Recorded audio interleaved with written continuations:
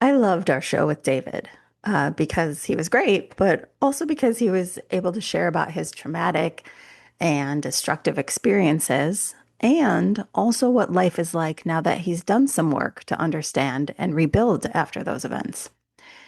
And in today's dive, I want to highlight a skill that he talked about that he's able to use now that wasn't possible for him then. He no longer personalizes what's coming at him. It can be hard when someone snaps at us or rejects us for it not to take a hit to our self esteem or make us blame ourselves, especially when you have low self worth or walking around with a lot of anger or resentment. You may jump to conclusions when people in your life aren't nice or they don't respond to your bids for connection. It can be easy to turn it inward and say, there's something wrong with me. But when you have a strong foundation of who you are, and when you have strong defined limits to what behavior you will or won't accept from others, it's easier to see that most of what's coming at you is usually the other person's baggage.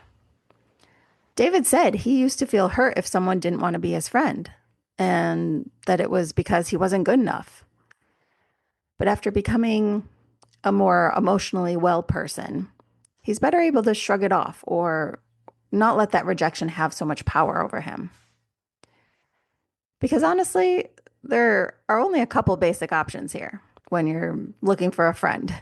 The person is focused on their own stuff and not even registering your request, or the person does or would like you, but other factors make them not have the capacity to meet your request, or the person doesn't like you. And no matter which one it is, the end result is that your request isn't fulfilled. And so your brain has a couple of choices. Your feelings are going to come up either way. And this dive isn't about stopping or avoiding those feelings, it's about how you respond to them. You may feel hurt, angry, rejected, shame, and then you get to choose whether those feelings are important information. Maybe you do need to reflect and adjust yourself. That's possible. But more often than not, it's a matter of not personalizing it, of having perspective and talking to yourself with compassion rather than blame. To go from, say, this is definitely about me to this is possibly not even about me. Or to go from this rejection is so painful to I'll survive this rejection. It's not as big a deal as it temporarily feels.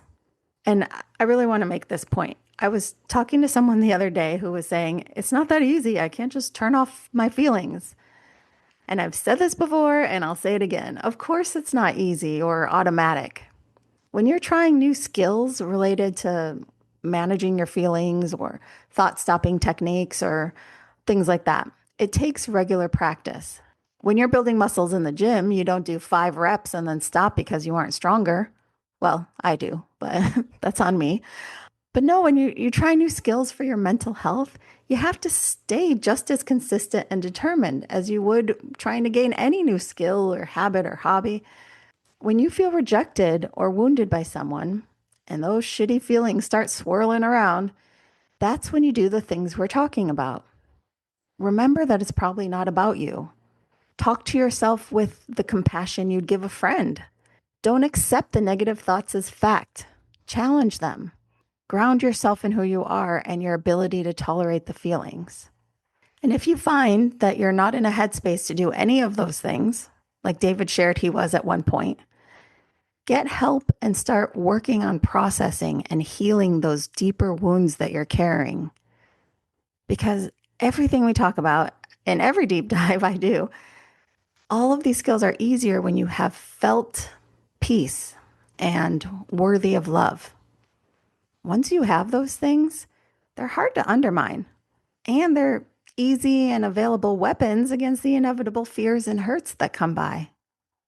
Real difference I'm talking about is living your own life versus living in reaction to everyone else, because the latter is exhausting, but the former makes life so much more fulfilling than you can imagine. All right, that's it for this deep dive. Please reach out to us at the unrelatingpodcast@gmail.com to come be a guest, to talk to us some more, or go on our socials and interact with us there.